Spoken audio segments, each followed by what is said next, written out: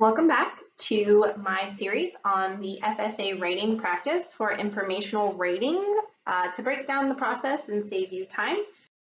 This is part 3 of the informational writing series on collecting evidence, creating a rating plan, and organizing your essay. And again, we're using the grade 8 Machu Picchu Air Scoring Guide site to help with this portion of the video. When it comes to gathering evidence, you first need to know what is evidence and the types of evidence to look for. Evidence is information you use to support the claim you made or will be making in your writing, proof of what you're saying from the text you utilize to create your claim, and details about your topic. Types of evidence to look for are facts, statistics, examples, observations, quotes, and opinions from experts. When you get your testing document, whether it be online or by paper, you're going to receive the writing prompt and all of the sources that you'll be utilizing in writing your essay. Due to copyright law, you'll notice that I have made it so that the writing is blurred out. If you're interested in seeing what these articles said, you can always go to the website. If you pause the video at the end where there's a works cited section on any of the videos, you'll see where the resources came from. Remember that you're supposed to use multiple sources when you write your essay, and therefore you're going to be provided multiple sources by the test. In some cases, the paragraphs will be numbered for you. In this case, they were numbered, and this is going to be important when we talk about citing your evidence in your writing. Source 2 is here as well. For this reading, there were only 2 sources, so you had source 1 and source 2. And in this case, you want to notice that the paragraph numbers did not start over. So if you're going to cite source 2, you're not going to cite source 2 paragraph 1. You would cite source 2 paragraph 8. You always want to utilize the scratch paper that's been given to you to create some type of evidence tracking chart. My favorite type of evidence tracking are using T-charts. So you'll notice here in this case, since I have 2 sources, I have a simple T-chart to track the evidence from source 1 and source 2.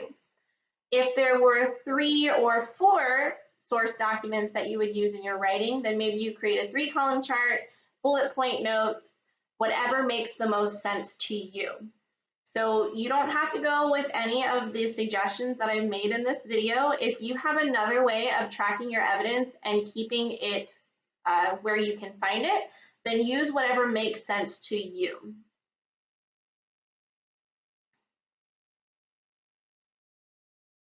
If you are using a T-chart or a 3, 4, 5 column chart, you want to make sure you add which source the information is coming from for your informational expository rating. This will look slightly different once I create the series on argumentative writing because you'll track it in a different manner. But you can notice here that at the top of my T-chart, I marked it as source 1, the stones of Machu Picchu, and source 2, historic sanctuary of Machu Picchu. So as I take evidence from source 1, it'll go on the source 1 side of the T-chart.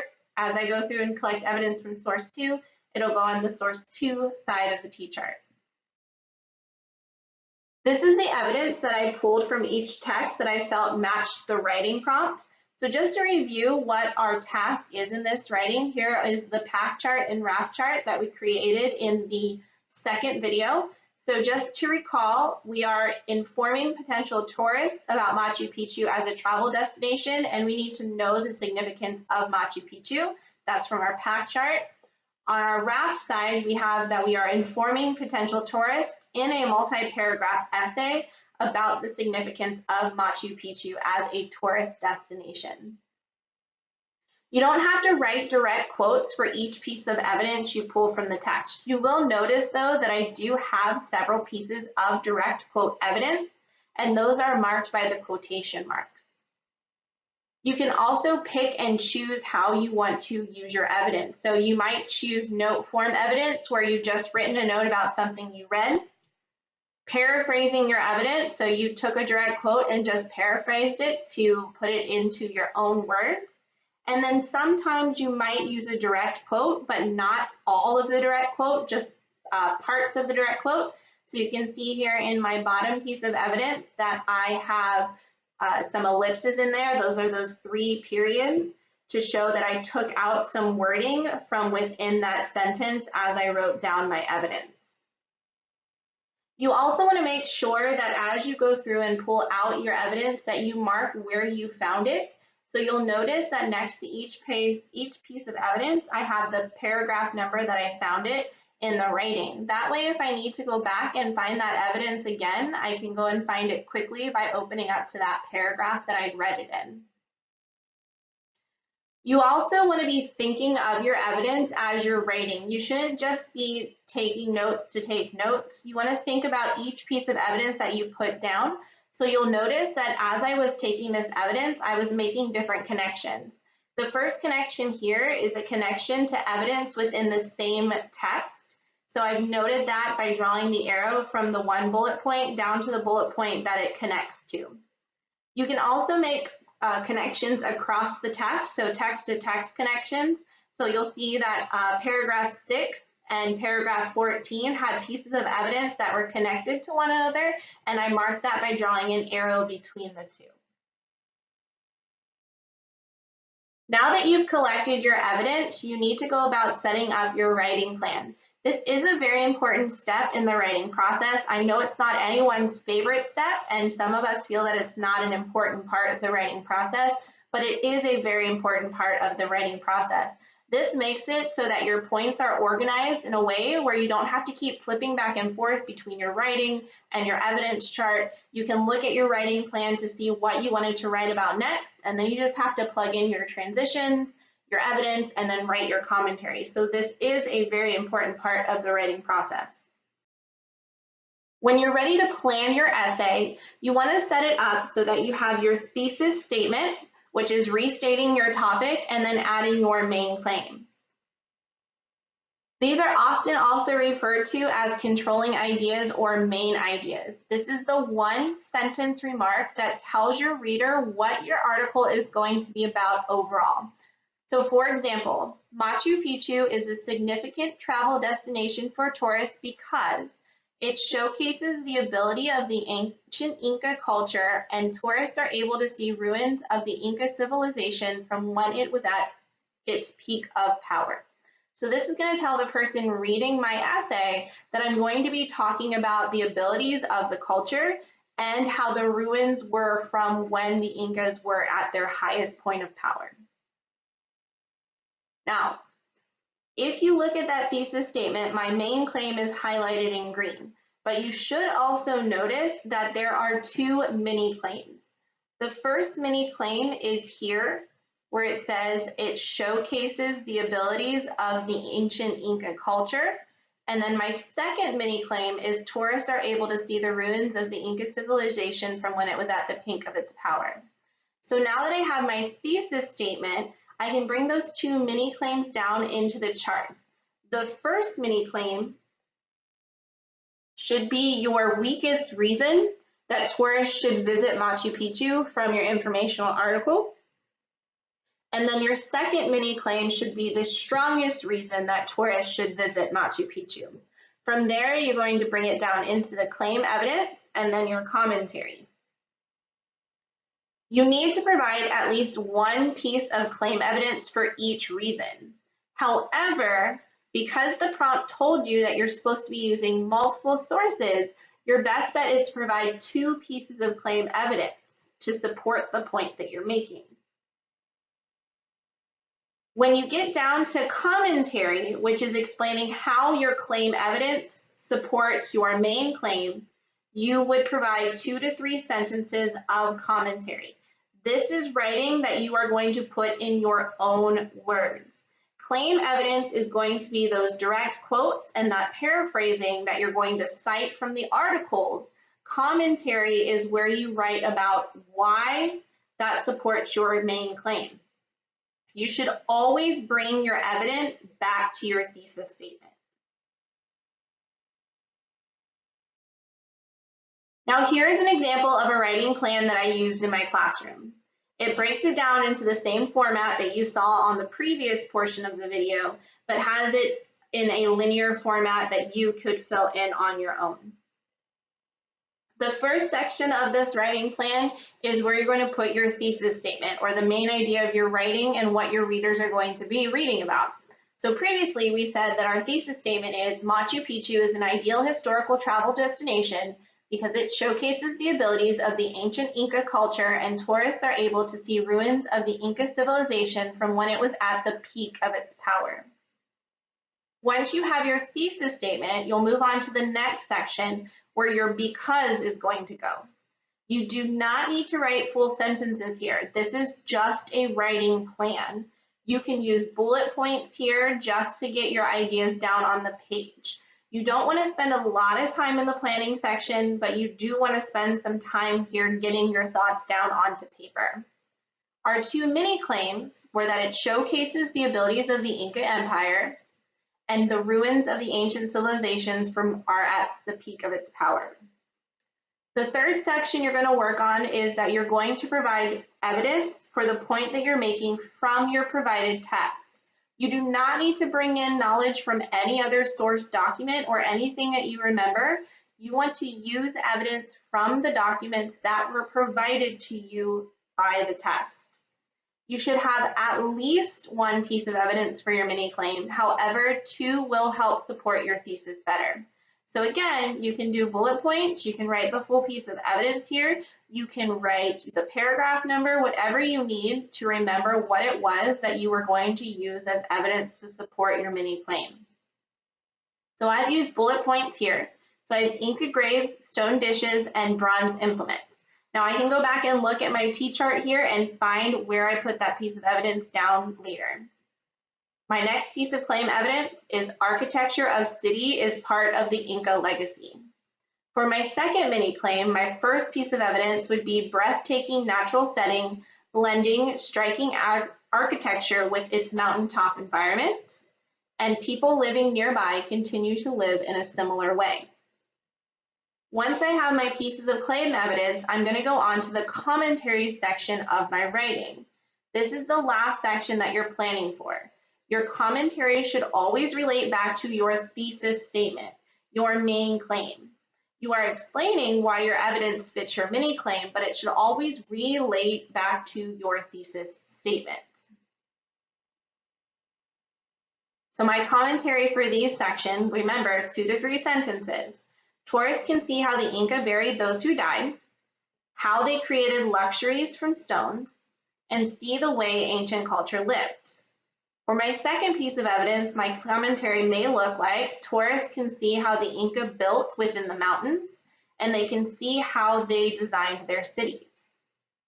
For our second mini claim, we have historical significance to the Inca to protect environment around them. Even though the Inca were defeated and are gone, the people still see the benefits of how they live today. Now, I only have 2 and then 1 bullet points for each of those, but I would expand on those points to create 2 to 3 sentences of commentary to finish that section. This is only one example.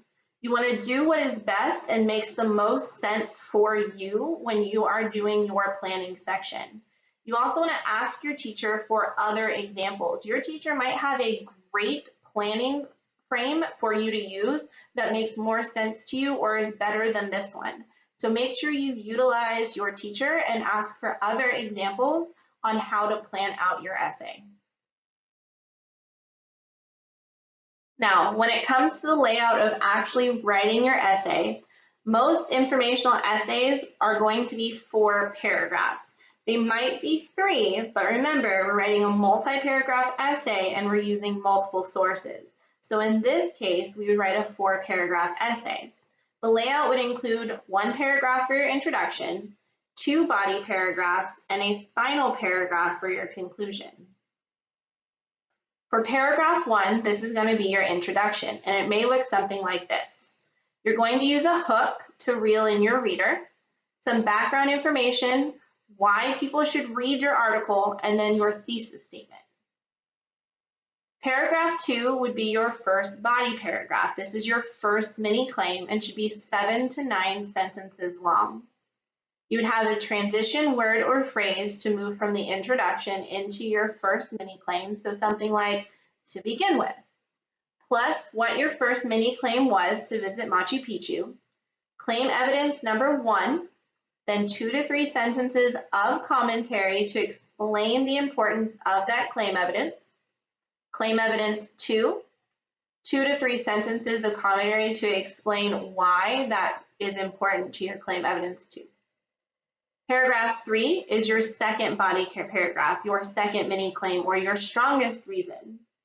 It should also be 7 to 9 sentences long.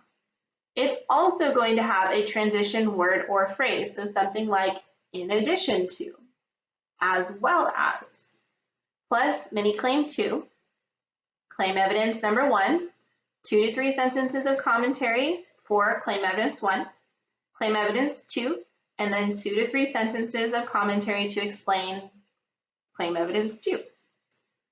Your final paragraph is going to be your conclusion. This is where you wrap your essay up in a nice bow. You conclude it, you finish it, it's all wrapped up and ready for your readers. Here you want to use a transition word or phrase, restate your main idea in a new way, and then perhaps put in a call to action, or what should your readers do now.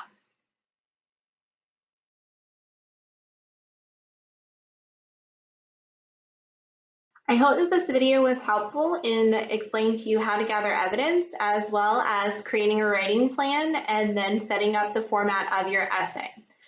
Now, I know that we don't like to plan out our essay, and some of us like to get done with our tests really, really quickly, but it's very important to use the full amount of time that you have for your writing test. You get 120 minutes to write your essay. That's 2 hours. Now, what I suggest to my students in forms of timing is that you spend 5 minutes of your time at the beginning of the test to read your prompt, create your packed and wrapped essay, and get an idea of what you're going to be writing about so you have a purpose when you read. You might also want to use this time, if your paragraphs aren't already numbered, to go through and number your paragraphs as well. Then you should spend about 30 minutes reading the different articles that you've received, as well as taking and collecting your evidence. Spend about 15 minutes on your planning. Remember, with your planning, you don't have to write out full sentences. You can do bullet points just to get your ideas down on the paper, because you still have the documents to go back to. And if you wrote the paragraph numbers down on your evidence tracker, you can go quickly back to them and find those. You'll also have your evidence tracker to use as well. After you spent the 15 minutes planning out your essay, that gives you 60 minutes, 1 hour, to actually write your essay and get your thoughts down on the paper while taking your time. Then you should spend the last 10 minutes of that writing time going back and proofreading and editing your writing. I know that this is also one of our least favorite parts of the writing process, but it's important because 2 points of your rubric is on conventions of standard English. So if you don't go back and reread and proofread and edit, you might make those simple mistakes that'll drop you from a 2 in conventions of standard English to a 1 or a 0. So make sure you're keeping track of your time and you're leaving 10 minutes at the end of that writing period to go back and proofread and fix those mistakes and errors.